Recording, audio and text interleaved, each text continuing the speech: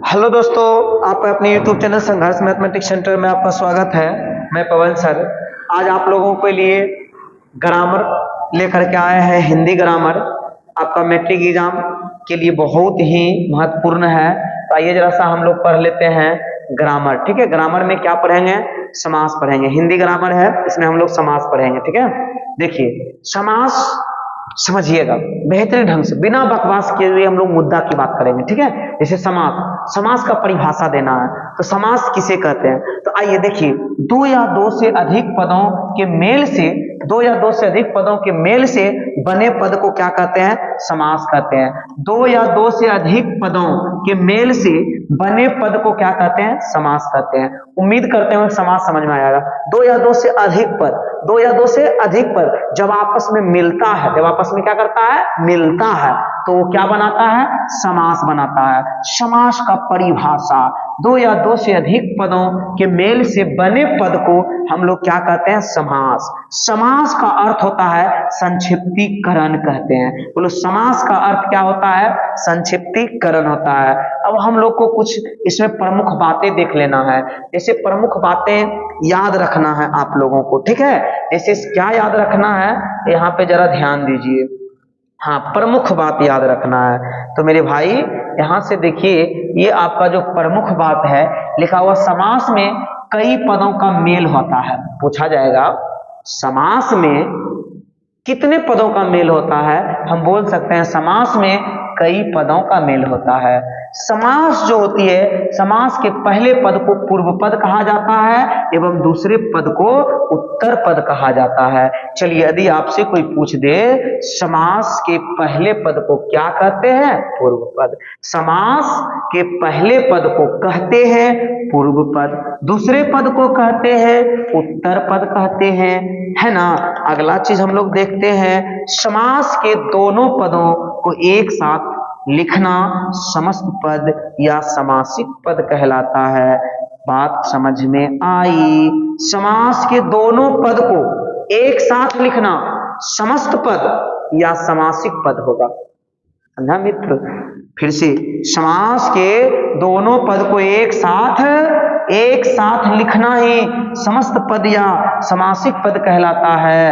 याद हो गया होगा, उम्मीद करते हैं। अगला जो ये है लिखा हुआ है समास, देखिए समास के सभी पदों को अलग अलग करना, क्या करना? अलग अलग करना समास विग्रह कहलाता है। यदि आपसे पूछा जाएगा समास विग्रह, तो आप आसानी से जवाब दे सकते हो कि समास के सभी पदों को, समास के सभी पदों को अलग अलग करना क्या कहलाता है? अलग अलग करना समास विग्रह कहलाता है। तो बताइए समास विग्रह किसे कहते हैं? तो समास के सभी पदों को अलग अलग करना क्या कहलाता है? समास विग्रह कहलाता है। आपको आज एक ही वीडियो में पूरा समास को हम खत्म कर देंगे, खाली आप सिर्फ बने रहना है। जैसे अगला चीज, अगला पॉइंट है, यहाँ पे ध्यान देना है। अगला पॉइंट ये है कि समास के पदों के बीच का विभक्ति चिन्ह लुप्त हो जाता है, यानी गायब हो जाता है। लुप्त माने गायब हो जाता है। समास के पदों के बीच का विभक्ति चिन्ह क्या हो जाता है? लुप्त हो जाता है ना। इसके पदों में कभी पहला और कभी अंतिम पद प्रधान होता है, कभी सभी पद भी प्रधान होता है। प्रधान यानी मुख्य पद। ठीक है, इसके पदों में समास के, इसके मतलब क्या? समास के पदों में कभी पहला पद प्रधान होगा तो कभी अंतिम पद प्रधान होगा, कभी जो है सभी पद प्रधान होगा, जबकि कभी कोई अन्य पद भी प्रधान होता है। जबकि कभी अन्य पद भी क्या होता है? प्रधान होता है। आइए जरा सा समास का भेद हम लोग देखते हैं। समास का क्या देखते हैं? भेद। पढ़ो ये क्या लिखा हुआ है? समास का भेद, समास का भेद लिखा हुआ है। तो समास का भेद, इसके का मतलब होता है समास के, इसके मने होता है समास के, इसके मने समास के कुल 6 पद होता है, यानी सॉरी 6 भेद होता है। कितना भेद होता है? 6 भेद होता है। पहला का नाम है तत्पुरुष समास, दूसरा का नाम है कर्मधारय समास, तीसरा का नाम है बहुव्रीहि समास, चौथा का नाम है द्वंद्व समास, फिर पांचवा का नाम है द्विगु समास, फिर है अव्ययभाव समास। उम्मीद करते हैं कि समास 6 को आप लोग नाम इसका देख लिए होंगे। देखिए समास आपका 6 होते हैं। पहला का नाम क्या बताया गया? तत्पुरुष समास। इसमें समझिए कैसे हम लोग समझेंगे ये तत्पुरुष समास है। तत्पुरुष समास पहले कहते किसे हैं? जिस समास में उत्तर पद प्रधान हो उसे तत्पुरुष समास कहते हैं। ऐसे समासित पदों के बीच से विभक्ति चिन्ह का लोप हो जाता है, विभक्ति चिन्ह गायब रहेगा। विभक्ति चिन्ह क्या रहेगा? गायब रहेगा। तत्पुरुष समास में विभक्ति चिन्ह गायब रहेगा, और जिस समास में उत्तर पद प्रधान होता है उसे हम तत्पुरुष समास कहते हैं, उसका बीच का विभक्ति गायब रहेगा। तत्पुरुष समास के पहचानने का सबसे आसान तरीका बता रहे हैं। तत्पुरुष समास के हम लोग कैसे पहचानेंगे? इस समास के पदों का विग्रह करने पर कारक चिन्ह आता है। जैसे तत्पुरुष समास रहेगा ना, उसको विग्रह करेंगे, विग्रह माने अलग अलग करेंगे तो बीच में कारक चिन्ह आएगा। कर्ता ने कर्म को करण से, संप्रदान के लिए आपादान से, संबोधन अधिकरण संबोधन, ये सब जो होता है ना, का के की, ये सब कारक चिन्ह है। वो चिन्ह क्या हुआ? इस समास के पदों का विग्रह करने पर कारक चिन्ह आता है। जैसे विद्यालय लिखा हुआ है, बोलो क्या लिखा हुआ है? विद्यालय लिखा हुआ है। तो बताइए विद्यालय जो है, विद्यालय के लिए आलय, विद्यालय के लिए आलय, के लिए आपका कारक चिन्ह है ना। तो कारक चिन्ह आ गया, हम समझ जाएंगे कि भाई ये क्या हो जाएगा, ये हो जाएगा आपका, देखिए यहाँ से कारक चिन्ह विलुप्त हो गया, विद्यालय बन गया, है ना। तो आइए जरा सा आगे की ओर हम लोग बढ़ते हैं, है ना। जैसे अब आता है पहला में आप लोग समझ गए होंगे, कारक चिन्ह को विलुप्त कर देना है, कारक चिन्ह को एकदम विलुप्त कर देना है, ठीक है। देखिए कर्मधारय समास, दूसरा है कर्मधारय समास है। चलिए कर्मधारय समास देख लीजिए, नहीं दिख रहा होगा, हाँ अब देखिए क्या लिखा हुआ है, कर्मधारय समास लिखा हुआ है ना। कर्मधारय समास, जिस समास का दूसरा पद प्रधान होता है उसे कर्मधारय समास कहते हैं। पहला पद नहीं, दूसरा पद प्रधान होता है उसे क्या कहते हैं? कर्मधारय समास। इस समास का पहला पद विशेषण और दूसरा पद विशेष से होता है। बोलेंगे ऐसा कौन सा समास है जिसका पहला पद विशेषण और दूसरा पद विशेष से होता है? आप कहिएगा कर्मधारय समास होता है, ठीक है। तो आइए ये इसको पहचानेंगे कैसे? तो पहचानने के लिए हम बता दे रहे हैं आपको, पहचानने के लिए बता दे रहे हैं, पहचानने के लिए कर्मधारय समास का विग्रह करने पर बीच में जो या के समान आता है, कर्मधारय समास का विग्रह करने पर बीच में है जो या के समान आता है उसे हम पहचान लेंगे, कर्मधारय समास है। नव युवक, नव है जो युवक, देखिए है जो युवक, ये आया कर्मधारय समास है। जगह में आ जाएगा जो या, समझ जाएंगे, ठीक है। के समान, ठीक है, याद रखना। पीतांबर, पीत है जो, देखिए अंबर, पीत है जो अंबर, उसे हम क्या कहते हैं? पीतांबर कहते हैं। इसमें क्या बोला था? कौन सा पद? दूसरा पद विशेष होना चाहिए और दूसरा पद प्रधान होता है। देखिए इसमें अंबर, पीत और अंबर में कौन सा प्रधान लग रहा है? अंबर लग रहा है। परम है जो ईश्वर, ईश्वर आपका दूसरा पद प्रधान लग रहा है।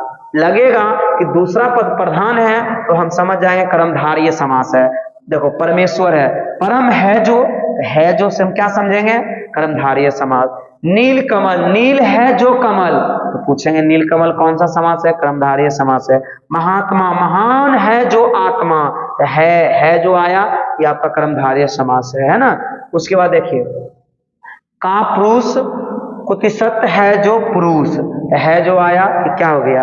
कमल नयन, कमल के समान नयन, यहाँ देखो के समान आया, क्या आया? के समान आया। इस के समान को हम लोग जो है क्या कहेंगे? के समान आ गया तो हम समझ जाएंगे कि कर्मधारय समास। चंद्रमुख, चंद्र के समान, देखो यहाँ पे के समान आया तो इसे हम क्या कहेंगे? बता सकते हो? कर्मधारय समास कहेंगे। आइए जरा सा लिखा हुआ बहुव्रीहि समास, बहुव्रीहि समास, इसमें कोई भी पद प्रधान नहीं होता है। बहुव्रीहि समास में कोई भी पद प्रधान नहीं होता है। ये बात ही आपको याद रखना है कि बहुव्रीहि समास में इसमें कोई भी पद प्रधान नहीं होता है, इसका समस्त पद किसी अन्य पद का विशेषण होता है। देखिए, अर्थात इस समस्त पद से किसी अन्य का बोध होता है। जैसे चंद्रशेखर, मतलब चंद्र है शेखर, सिर पर जिसके महादेव, चतुरानंद चार है जो आनंद जिसके ब्रह्मा, बिना पानी बिना है पानी में जिसके सरस्वती, यानी भगवान वगैरह का नाम आवे, देवी देवता का नाम आवे। जैसे नील है कंठ जिसका शिवाजी, शिव जी हो गया नीलकंठ। देवी देवता का नाम आएगा तो समझ जाना बहुव्रीहि समास है। देवी देवता का नाम आने से क्या समझ आएंगे, यह बहुव्रीहि समास है। दशानन है, दस है आनंद जिसके रावण, लंबोदर लंबा है जिसका उदर गणेश, देवी देवता का नाम है। इसीलिए जो है आपका ये क्या हो जाएगा, बहुव्रीहि समास। आपको लग रहा होगा कि रावण तो यहाँ पे देवता नहीं है, अरे भाई ये सबसे बड़ा देवता है, ठीक है। और ये रावण जो है बहुत बड़ा पंडित थे, बहुत बड़ा पंडित और विद्वान भी थे। और ये तो राम के हाथों मरना चाहते थे, इसीलिए इतना अत्याचार करते थे कि कैसे जो भगवान के हाथ, भगवान श्री राम के हाथ मारे जाते हैं वो सीधे स्वर्गलोक पहुंचते हैं। इसीलिए इनको स्वर्ग जाना था, इसीलिए भगवान श्री राम के हाथ मारा गया, ठीक है। इसीलिए यह अत्याचार किया। ऐसे तो भगवान श्री राम किसी को मारते नहीं थे, मारते नहीं है, तो कैसे मारते थे, इतना अत्याचार इसलिए किया मरने के लिए। इसीलिए इसे और पूजा करना चाहिए। अभी तो श्रीलंका में इसका पूजा होता है रावण का, ठीक है। चलिए, यहाँ पे नहीं होता है क्योंकि ये नारी शक्ति को, सीता मैया को हरण करके ले गया, इसलिए सब क्रोध में नहीं, रावण का पूजा नहीं करेंगे, ठीक है। चलिए, लंबोदर लंबा है जिसका उदर गणेश, है ना। देवी देवता का नाम को हम बहुव्रीहि समास के नाम से जानेंगे। बात समझ में आया। अब देखिए, कुछ समास कर्मधारय और बहुव्रीहि दोनों में आते हैं। ऐसे स्थिति में जब दोनों विकल्प रहे तो बहुव्रीहि उत्तर लगाए, बहुव्रीहि उत्तर लगाए, बहुव्रीहि उत्तर लगाना है। अब देखिए, चौथा है द्वंद्व समास। इसके सभी पद प्रधान होते हैं और योजक अवयव का लोप हो जाता है, विलोप हो जाता है, ठीक है। जैसे देखिए, हाथ पांव, माता पिता, पिता पुत्र, दाल रोटी, पाप पुण्य, भाई बहन, घर द्वार। इस समास का विग्रह करने पर बीच में और या एवं यादि आता है तो हम समझ जाएंगे द्वंद्व समास है, ठीक है। जैसे हाथ पांव, हाथ और पांव, माता पिता, माता और पिता, पिता और पुत्र, दाल और रोटी। ये जैसे और या आ गया तो द्वंद्व समास हो जाएगा। माता पिता, माता और पिता, दाल भात, दाल एवं भात, की भी आपका द्वंद्व समास हो जाएगा। चलिए, पांचवा पढ़ते हैं, दिग्गु समास। बस सब खत्म होने वाला है, 6 गो है ही। दिग्गु समास, जिस समास का पूर्व पद संख्यावाचक, पूर्व पद कौन सा वाचक, संख्यावाचक होता है, इस समास का उत्तर पद प्रधान होता है। जैसे त्रिलोकी, पंचवटी, दोपहर, चौराहा, छदाम, उसके बाद सतसई, छमाही, दुवन्नी, तिमाही। देखो, इस समय संख्यावाचक हो रहा है। देखो, त्रिलोक 3 आ गया, पंचवटी 5 आ गया, दोपहर 2 आ गया, चौराहा 4 आ गया, छदाम 6 आ गया, 7 आ गया, 6 आ गया, 2 आ गया। अब देखिए 3 आ गया। ये संख्यावाचक रहेगा, सीधे समझ आएंगे दिग्गु समास। संख्यावाचक रहेगा क्या समझना है, दिग्गु समास समझना है। जैसे अब लास्ट है अव्ययी भाव समास। बताइए लास्ट क्या है मेरे मित्र, अव्ययी भाव, अव्ययी भाव समास। इसमें पहला पद अव्यय होता है, इसका समस्त पद क्रिया विशेषण अव्यय होता है। जैसे प्रतिदिन, प्रतिमास, यथासंभव, आजन्म, बेकाम, यथाशक्ति, रातों रात, दिनों दिन, हाथों हाथ, यादि में भी अव्ययी भाव समास होता है। सामान्यतः अव्ययी भाव समास के पहला पद में अ, प्रतिव्यय, यथाभर आदि अवयव लगा रहता है। इसे समास, इस समास में शब्दों की पुनरावृत्ति होता है तो हम कह सकते हैं कि यह अव्ययी भाव समास है। पुनरावृत्ति, रातों रात, एक ही चीज 2 बार आ गया, रातों फिर रात, दिनों दिन, तो जिसमें लगेगा कि इस समास में शब्दों को पुनरावृत्ति होता है, हम लोग कह सकते हैं कि यह अव्ययी भाव समास है। एगो लास्ट में पढ़ना पड़ेगा, ध्यान देना है कि ध्यान दे, जिस समास का नकारात्मक अर्थ निकलता है उसे नन समास कहते हैं। जिसका नकारात्मक अर्थ निकलता है उसे हम नन समास कहते हैं। सामान्यतः इसका पहला पद ओ या अन होता है, पहला पद ओ या अन आएगा, हम समझ जाएंगे नकारात्मक अर्थ निकल रहा है और यह नन समास है। ठीक है, जैसे अज्ञान, क्या बोले थे, जिस समास का नकारात्मक अर्थ निकलता है उसे नन समास। इसका पहला पद देखो ओ आएगा, पहला पद क्या आएगा मेरे भाई, ओ आएगा या अन्न आएगा। ठीक है, देखो ओ, अज्ञान, नन समास, न आया, क्या हो गया, कौन सा समास हो गया बताओ, नन समास हो गया।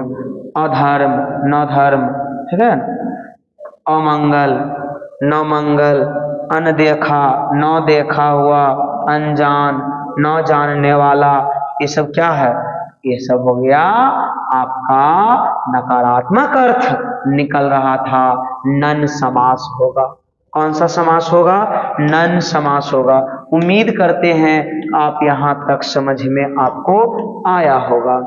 तो मेरे मित्र, ये आप लोग जो बच्चे 10th में हैं वो भी पढ़ सकते हैं, जो 9th में हैं वो भी पढ़ सकते हैं। ठीक है, उसके बाद मैं अगले वीडियो में आपको मिलूंगा। ठीक है, तब तक के लिए धन्यवाद।